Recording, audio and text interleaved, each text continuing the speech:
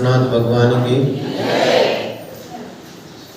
चारित्र चक्रवर्ती आचार्य श्री शांति सागर जी महाराज की षष्ठम पट्टाचार्य परम पूज्य आचार्य श्री अभिनंदन सागर जी महाराज की परम पूज्य आचार्य श्री विद्यासागर जी महाराज की परम पूज्य गुरुवर आचार्य श्री उदार सागर जी महाराज की अहिंसामय जैन धर्म की परम पूज्य मुनिवर श्री 108 शांत सागर जी महाराज जी की जय, महाराज जी की बचा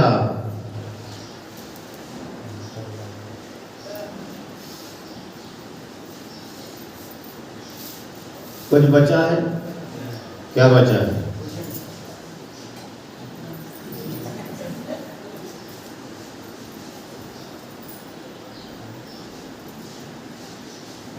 ऐसा क्यों होता है? दुनिया में ऐसे हजारों लोग मिलेंगे। कुछ लोग आत्महत्या कर लेते हैं, कुछ लोग और उल्टा सीधा काम कर जाते हैं। हम लुट गए, बर्बाद हो गए, महाराज हमारे पास कुछ नहीं बचा है। जिस भी धंधे में हाथ डालते हैं घाटा ही घाटा होता है।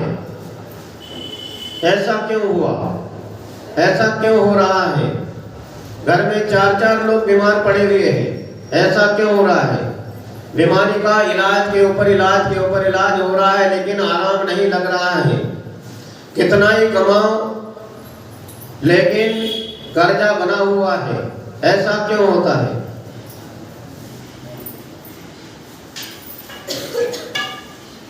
उसका एक ही कारण है कि हम अपने ऊपर जो उपकार करते हैं उन उपकारों को हम भूल जाते हैं। इस दुनिया में जितने भी जीव, जितने भी प्राणी हैं जो अपने आप को धर्मात्मा कहते हैं,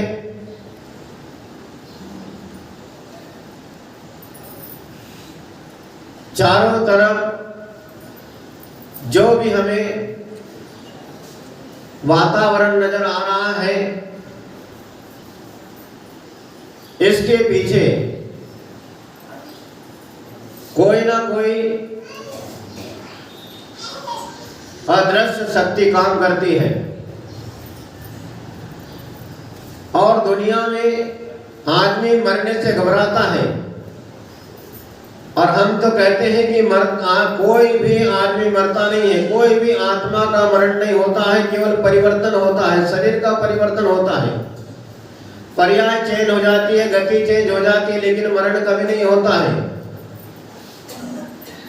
इस संसार में जितने भी भव्यात्मा प्राणी हैं उनका मरण नहीं, परिवर्तन होता है।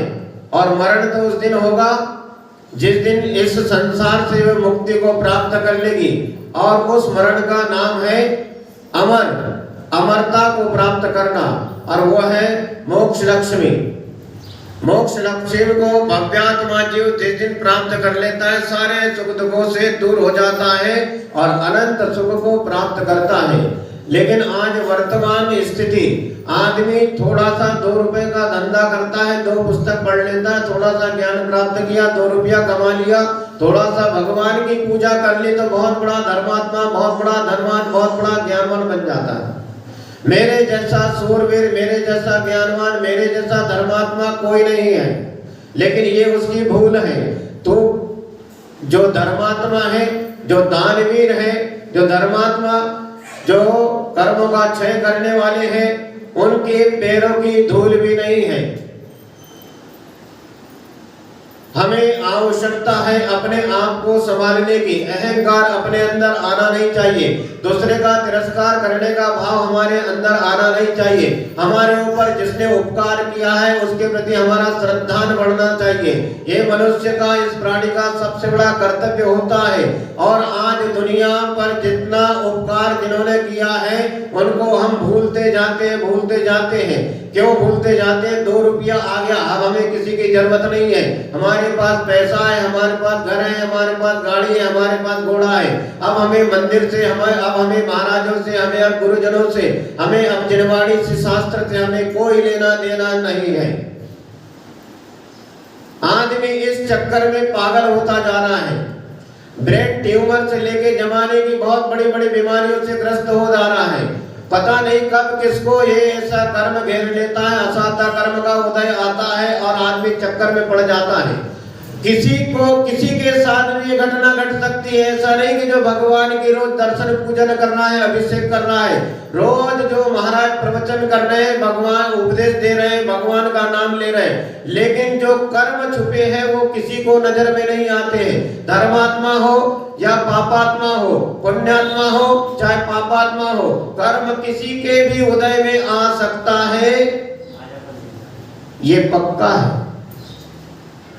तो ऐसे कर्मों का क्षय करने के लिए, पाप कर्मों का क्षय करने के लिए हमें धर्माचरण करते रहना चाहिए। और धर्माचरण करने के साथ साथ सबसे पहला कर्तव्य है कि हमारे जो उपकारक है, जिन्होंने हमारे ऊपर उपकार किया, जिन्होंने पूरे दुनिया के ऊपर उपकार किया है, उनको हमें भूलना नहीं चाहिए और हम उनको भूल जाते हैं। आज आदमी ने धन के पीछे पड़ा है, धर्म को छोड़कर धन, बस एक चीज उसे बस कुछ भी समझ में नहीं आता है।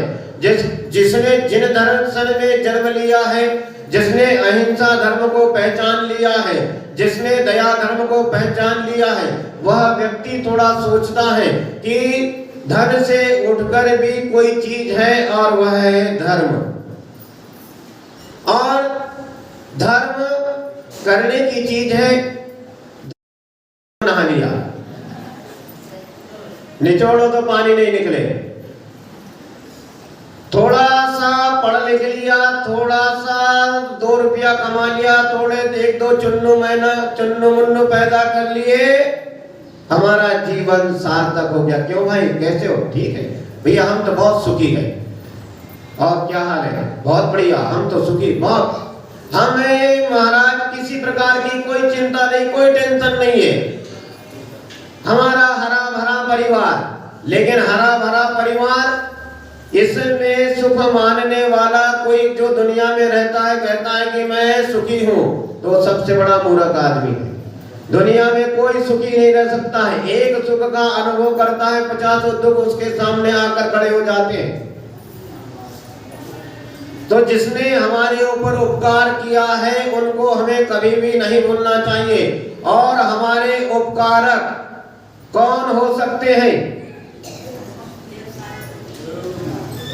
तो ये जुबान से बोलने की आवश्यकता है, लेकिन उनके प्रति हमें श्रद्धान करने की भी आवश्यकता है। जितना रुपया पैसा कमाया है वो कब चला जाए और आदमी चिल्लाने लग जाए कि मैं लुट गया, बर्बाद हो गया, मेरे घर डाका पड़ गया, मेरे घर में आग लग गई, कुछ भी नहीं बचा, सारा धन जलकर कोयला राख हो गया है, तो फिर क्या होगा? इसीलिए अहंकार न करते हुए पुण्य का संचय करते हुए पुण्यात्मा धर्मात्मा को भी अहंकार बिल्कुल भी नहीं करना चाहिए। पुण्य का संचय करते रहना चाहिए और उसका उपभोग करते रहना चाहिए। पुण्य को क्षीण कभी भी नहीं होने देना चाहिए, चाहे भव्यात्मा हो चाहे अभव्यात्मा हो। संसार में जिसको भी सुखी रहना है, जो दुखों से घबराता है,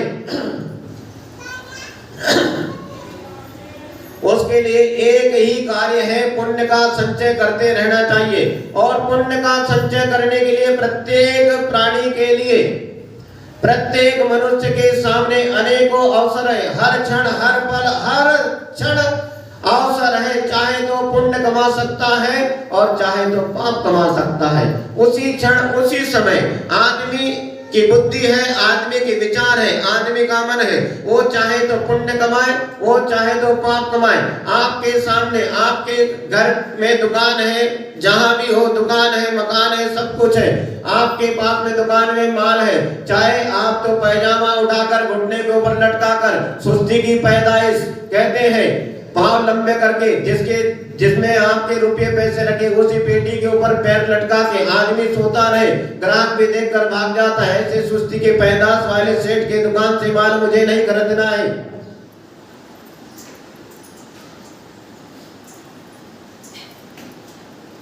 दुकान में माल है, सब कुछ है, लेकिन अंदर में सुस्ती है। तो सुस्ती होने के कारण आप पाप कमा सकते हैं।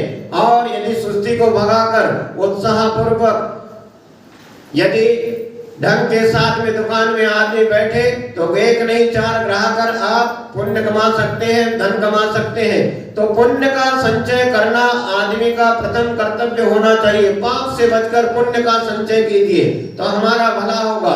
और इसके लिए हमें आवश्यकता है कि हमें अपने जो उपकारक है उसे बिल्कुल भी नहीं भूलना चाहिए। और आदमी थोड़ा, जिससे आदमी की स्वार्थ भावना होती है, यदि स्वार्थ जब तक पूरा होते रहता है, स्वार्थ उसे करते रहता है, उसका मतलब जब तक पूरा नहीं होता है तब तक लगा रहता है। जैसी मतलब निकला तो फिर कंडीशन ऐसी बनती है कि ये दुनिया है, दुनिया में कैसे जीना, ये दुनिया की कंडीशन के चक्कर में हमें नहीं पड़ना है। ये दुनिया ऐसी है, यदि चाय में मक्खी गिरे तो चाय फेंक देते हैं, और घी में मक्खी गिरे तो उसमें से घी में से मक्खी निकाल कर फेंक देते हैं। ये दुनिया की कंडीशन है। सही बात है।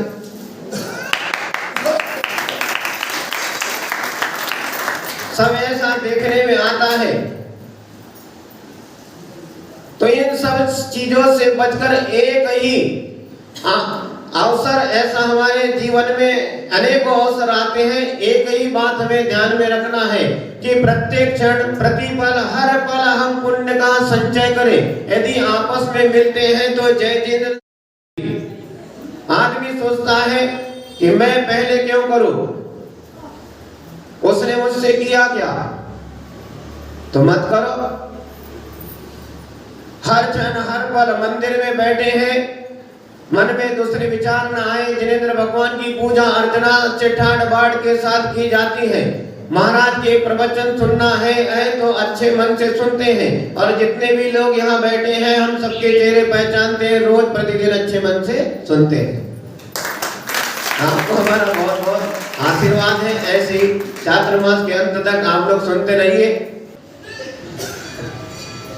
कि अब क्या करना है। बहुत बढ़िया, अब हमने थोक का व्यापार कर लिया है, अब हमें कोई टेंशन नहीं है। लेकिन कोई ऐसा भी कोई तगड़ा पाप कर्म का उदय आता है, जितना पुण्य कमाए हैं सब नाली में बह जाता है, सब नाली में चला जाता है।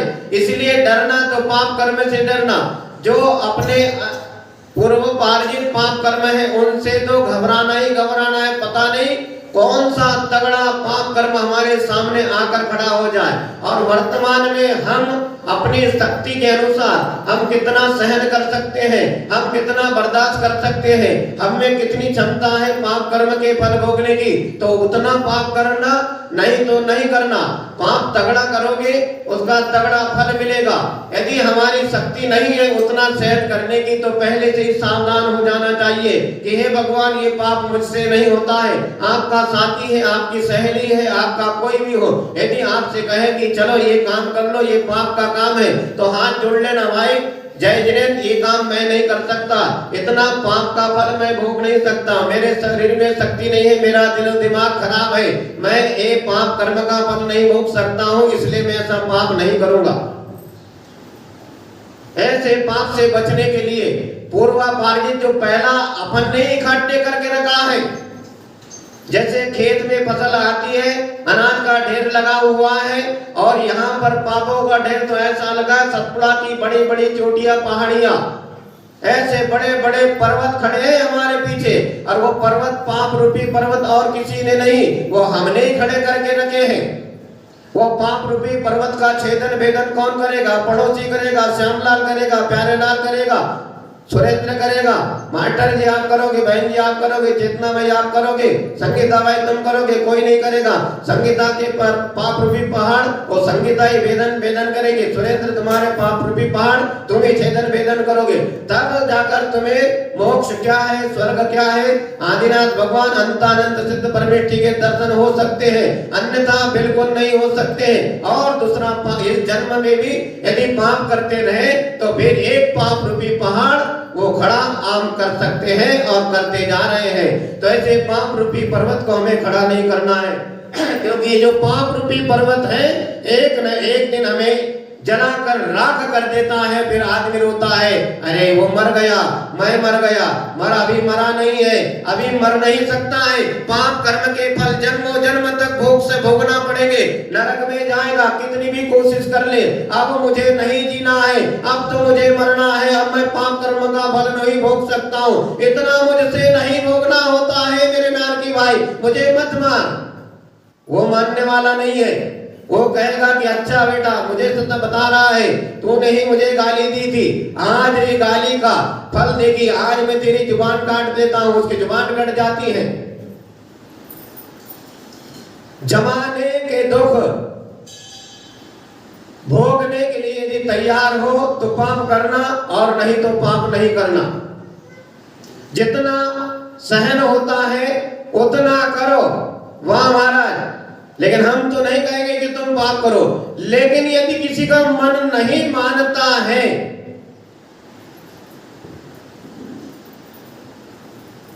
हम ईमानदार हैं, हम धर्मात्मा के पुजारी हैं, हम धर्मात्मा हैं, भगवान के पुजारी हैं, हम भगवान का रोज भगवान का अभिषेक पूजन करते हैं, हम दान भी देते हैं, महाराज को आहार दान भी देते हैं, हम सब कुछ करते हैं, स्वाध्याय भी करते हैं, सब कुछ करते हैं, लेकिन चोरी करना नहीं छोड़ते हैं।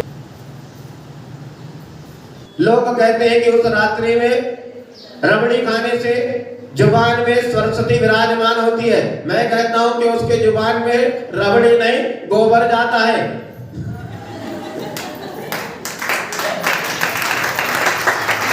रात्रि में रबड़ी खाएगा, इस जन्म में जब मरण होगा, अगला जन्म होगा, तो बिना बोले ऐसा ऐसा निमंत्रण आएगा, जिधर जिधर उसको गंध चलेगी, तुम्हारे घर के चारों तरफ की नालियां साफ करेगा। एक नहीं, पूरे परिवार के साथ करेगा। 8, 10, 10, 12 बच्चे, पति पत्नी सब अपनी मुंह नालियों में डुबाकर पूरी नाली का कचरा साफ कर देते हैं।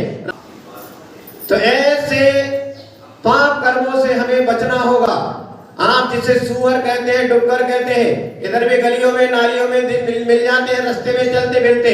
ये क्या है? ये पाप कर्म का फल है। ये कभी नहीं सोचना कि ये सुअर